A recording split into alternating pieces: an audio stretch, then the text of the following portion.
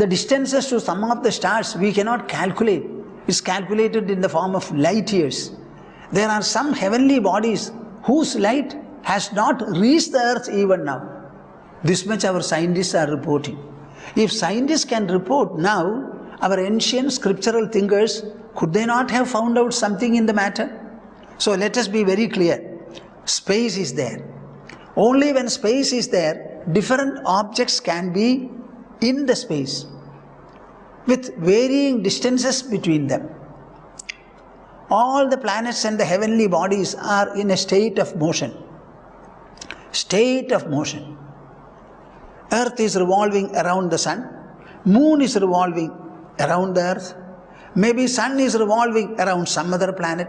So a number of cyclic movements are there filling the whole universe. And what is happening? We really don't know of any planet colliding with another.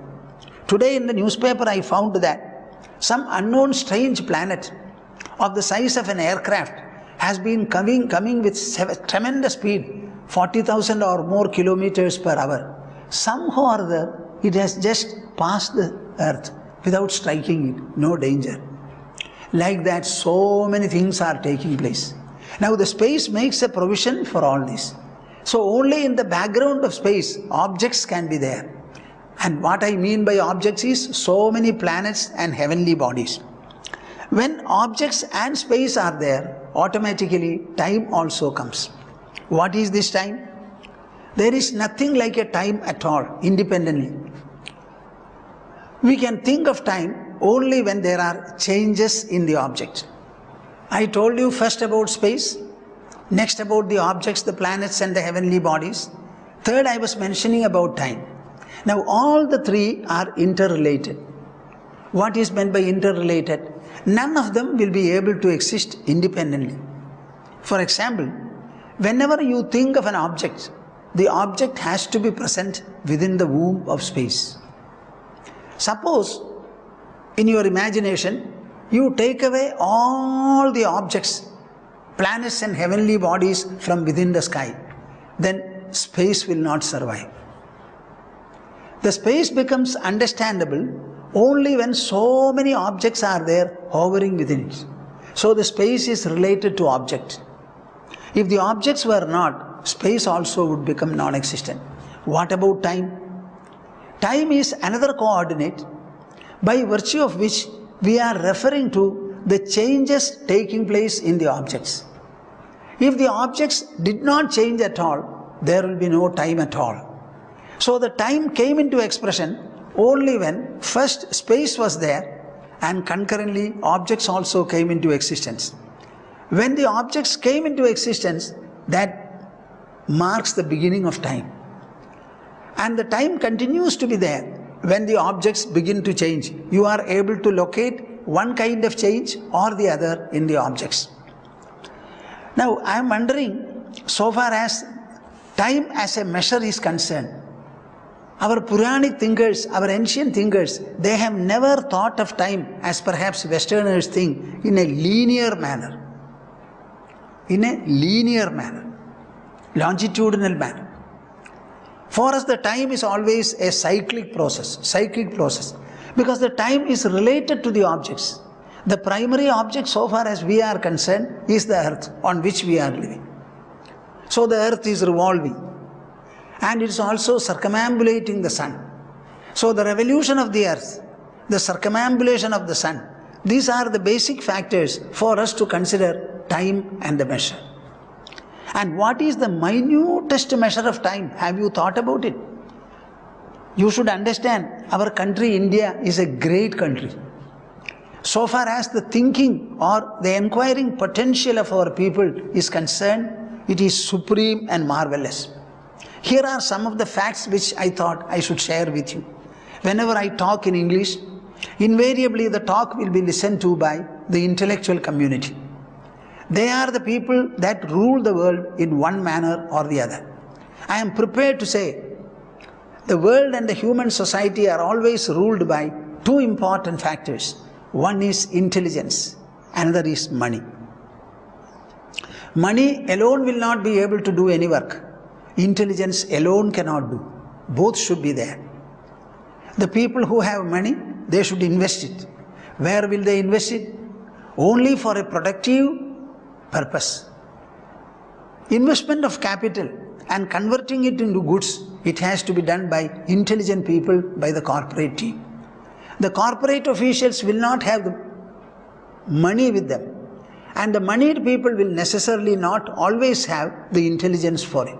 So there should be a beautiful weddedness, a marriage or an alliance between the two. Now, so far as we are concerned, we cannot deal with money. We belong to perhaps the other category. Now here listen. The least measure of time, the lowest measure of time is the Paramanu Kala. Mark my word, Parama Anu Kala. Kala means time, Anu means atom, Paramanu means the finest of atom. Now, it is said to be 1 by 40,000 of a second. How much? 1 by 40,000 of a second. What is a second, you know? 60 seconds make a minute, 60 minutes make an hour, 24 hours make a day. Normally, the hour and the day are our least measure. But we have divided the hour into 60, again divided the minute into 60, and we have gone up to 1 by 40,000 of a second. Now, what is this 1 by 40,000 of a second? It is called Paramanu Kala. So, what does that indicate? It has something to do with Paramanu and Kala, the time. So, this is the period required for the sun's rays to pass a Paramanu, the smallest of an atom. When the sun's rays are passing through, now the time it takes for passing a Paramanu, that is called the finest measure of time. Now 2 Paramanus make 1 Anu. And then 3 Anus. See, Trasarenu, T-R-A-S-A-R-E-N-U, Trasarenu. It is seen as a particle floating in a sunbeam coming through a window slit. This is the definition given. So, Trasarenu. So, we have started from Paramanu Kala, and then we go to Trasarenu, and 3 Trasarenus make 1 Truti. 100 Trutis make 1 Veda. 3 Vedas make a Lava, and 3 Lavas make 1 Nimisha. We generally have heard Nimisha. Before that 1, 2, 3, 4, 5, 6. 6 still lower or finer measures are there. 3 Nimishas make 1 Kshana. Kshana is also a word that many people would have come across. 5 Kshanas make 1 Kashta. 15 Kashtas make 1 Nadiga, means 24 minutes. 2 Nadigas make 1 Muhurta, and 60 Nadigas make 24 hours. And what is a calculation of a Nadiga? This is how they arrived at it. Think of a copper cylinder weighing about 8 tolas. It should have a capacity to contain 2 sers. Ser is a particular measure which was previously there. Now everything has been replaced by metric system. Make 4 holes in the middle of that cylinder with a golden needle. And that needle itself should be about approximately 1 inch long. And it should weigh 1/3 of a tola, that needle. You put the cylinder into the vessel. The time it takes through the holes made, water will start peeping in, seepage will take place, and then finally it will sink. The time required in order that the whole cylinder sinks, that is called a Nadika. This is how they arrived at. So it was a kind of an indigenous method, I agree, but still it was a method, and they had gone to 1 by 40,000 of a second. This is the least measure or the lowest measure of time that we have been able to go into. And from there, they have come to stupendous calculations. Let us see what it is. When I say time, space and objects are interrelated, you should understand this interrelationship makes it impossible for them to be alone by itself. As I said, the time is not a linear measure but cyclic. Why it becomes cyclic? Because the objects in the universe also come up. After some time they undergo fast changes. Finally they become non-existent. So the time also will come to pass. Thereafter again, when the emergence comes up, the time will come again. So it is not a linear measure within the magnitude of space. On the other hand, it is a kind of a measure concerning the contents within the space which undergo a cyclic process. Why are we conceiving of in this manner? Because it is a cyclic process. Whatever we are now was preceded by a few, and the whole cycle will continue. Now, what are the cycles that we have in Kali Yuga? Kali Yuga is the Yuga that we are in now. Now, before Kali Yuga was Dwapara Yuga. Before Dwapara Yuga was Treta Yuga. And before Treta Yuga was Krita Yuga. These Chatur Yugas make a particular unit. So let us proceed to understand. King Nimi's inquiry is a very profound question. It reveals before us the prehistoric, ageless culture and legacy. Now his question is, Kasmin Kale sa Bhagavan? God remains the same. And there is an infinite measure of time before him. So at what point of time, which type of worship was prevalent? Did the worship undergo any change or transition? If so, what are the changes?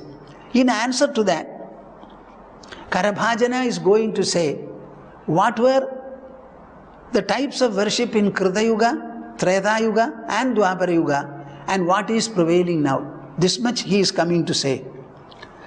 Whenever we speak about enquiries, do not consider these enquiries as a mere mythological element. Certainly not. Many people have a feeling the whole Puranas are a mythological composition. Maybe myths are used, but mind you, it's a science by itself. They wanted to tell people that whatever be the situation now, this situation has resulted over a period. And this period consisted of these and these changes. Now, Kali Yuga is something to be, it's a blameful Yuga. Everything is in a disorder. But this was preceded by a Dwapara, preceded by a Treta, and finally preceded by a Krita. So the Krita Yuga was the first, and we all have come from there. So whatever be the worst that we are confronted with, understand that we carry the legacy of the Krita Yuga also. The Kali Yuga also will come to pass, and there will again be a Krita Yuga later. Can you imagine the extent of confidence that will give you? Suppose I tell you, your forefather was a great man. His forefather was still greater. And can you imagine how great your forefather's forefather was? And you are carrying his genes in you. Naturally you will find the strength. This is how Jambavan motivated Hanuman. Hanuman was told that, Hanuman, you are the son of Vayu. Son of Vayu. I am the son of Vayu. So I can go anywhere in Vayu. And she simply leaped over to Lanka. You know, our mind is capable of imbibing any kind of a strength, inspiration, fascination, compulsion, impetus and persuasion. There is no limit. Sky is the limit. In every yuga, the method of worship practically has changed. So, the idea in our Puranic authors was to inspire the minds of the people and lead them to a pedestal, to an anchor, and to a source of strength unavailable otherwise. Whenever I tell you about Krita Yuga, you should understand it is the yuga from where we have transited. As we are bad now, we have got immense potential to be good, because there was a time when all were good. And from the goodness, contamination took place and we have come back. Any time you can revitalize yourself, revolutionize yourself, and whatever is worst now, it can be completely revamped and we can become the super best. The potential is there. Physically we cannot change. The physiognomical features cannot change. The height cannot be increased. But the expansion of the mind can be extended to any level that you imagine. Whatever you want. So this kind of a confidence is given. Our time calculations, as I told you, are very incredibly huge. In order to calculate for facility, convenience purpose, they hit upon a Brahma Varsha. How much can you calculate? So far as earthly life and earthly needs are concerned, we will say something like 1. We have 10 fingers and 10 toes, altogether 20. This is one figure. We can multiply it by a number. So what are the things that you have? If you are going to have money, how much will you have? You may have 1 million. Thereafter how much? 1 billion. But the figures have to go. So they hit upon something like Brahma Varsha. Because up to a point, the normal figures and calculations will help. Thereafter, it is mind-boggling, it becomes. So this is how the calculations are. Normal calculations go up to 16 zeros, 10 to the power of 16. This much we have struck and we have got names for it. Listen to the names. The first is 1. Multiplied 10 by 10, it becomes Dasha. So Eka Dasha. Now everything is multiplied by 10. And that is the best facility that we have. Multiplied by 10 means add 1 more 0. Another 10, 1 more 0. The 0 placed on the right side of a figure, it has value. Left side of a figure, it has no value. Suppose you put a decimal, then also it has a value. But every time the value is, it represents 10. So from Eka we went to Dasha. From Dasha we went to Shatam. From Shatam we went to Sahasram. Sahasram means 1000. From Sahasram we went to Ayutam. Ayutam means 10,000. From 10,000 multiplied by 10, 10 times that, it becomes a Laksham, 100. 100 what? 100,000. From Laksham we went to Prayutam, 1 million. That means 10 lakhs. Again, 10 times that, Kotihi, 10 million or 1 crore. From Koti we went to Arbudam, 100 million or 10 crore. From Arbudam we went to Abjam. Abjam means what? 1,000 million or a billion, or it becomes 100 crores. We have 100 crore. Abjam. From Abjam we went up to Karvam. That means 1,000 crores. From Karvam we went to Mahapadmam. That is 10,000 crore. Are you following me? I am wondering whether you are interested. I want you to become interested only for one reason. India is a great country. And in no sphere we have been lacking. And our special excellence is going into the mind and understanding the potential and magnitude and possibility of the inner personality. That is our focus. So, we went to 10,000 crores, Mahapadmam. We did not stop. Multiplied by 10, it becomes 1,000 billion or 1 lakh crore. 1 lakh crore. Mahapadmam. No, Shankuhu. Then from there we went to Jaladhihi. It means 10 lakh crores. No, it did not stop. We went to Antam, 1 crore. And from there we went to Madhyam. That is 10 crore. Crore, 10 times that, 10 crore. Parardham. That means 100 crore. 100 crores of crores. Up to this we have gone. Now this itself is not easily understandable and graspable. It goes beyond our imagination. And in ordinary circumstances, we will not have anything like this kind of a figure to interact with. Suppose money is counted. Nobody will have 100 crores of crores.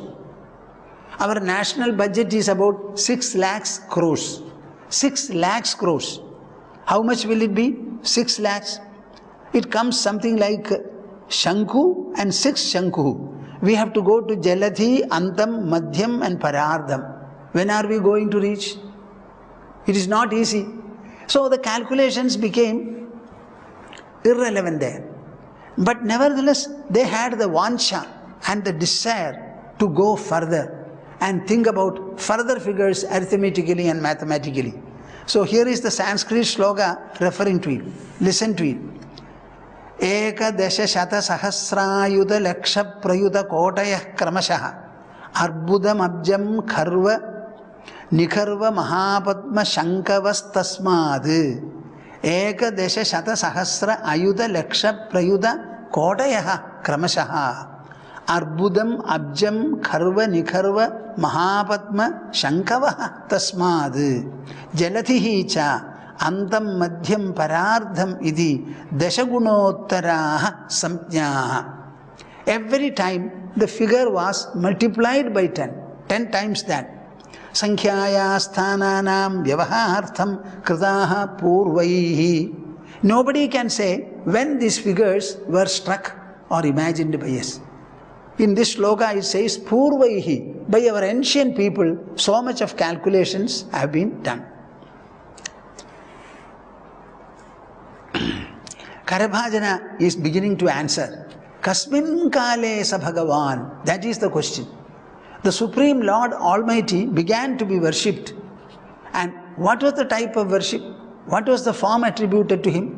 What are the different colors attributed? So he says, Karabhajana says, Kritam treta dvaparam ja kalirityeshu keshavaha nana varnabhithakaro nanaiva vidhinejyade. Now he brings 4 measures. Krita Yuga, Treta Yuga, Dwapara Yuga, and finally the Kali Yuga. Now, what are these yugas? How long are they? This is something that you have to understand. Now, we know about our human years.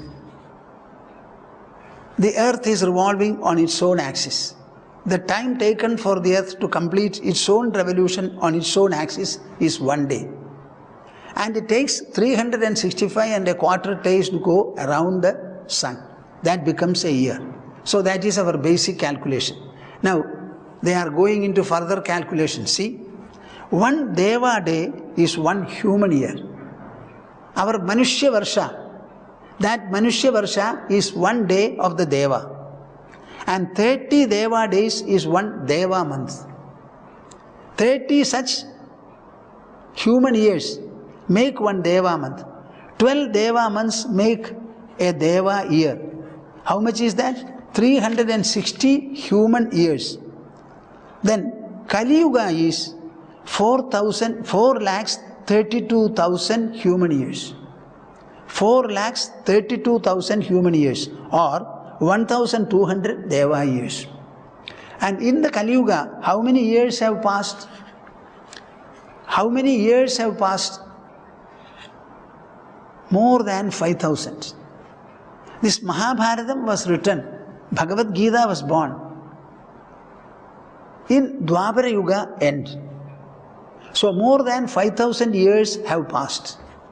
And the Kali Yuga will extend to 4,32,000 years.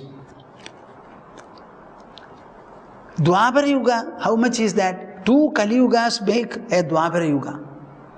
That will come to 8,64,000 human years.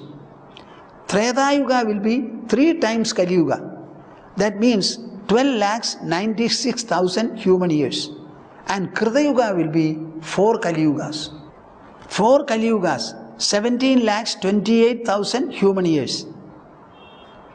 So 1 Krita, Treta, Dwapara and Kali altogether will mean 10 times Kali Yuga. And all these put together are called Chatur Yuga. That Chatur Yuga will be 43,20,000 years. This is one. And this cycle is going to repeat. All the 4 yugas put together, that means 10 times Kali Yuga, that will make a Brahma's lifetime. And that lifetime is 31 crores of crore years.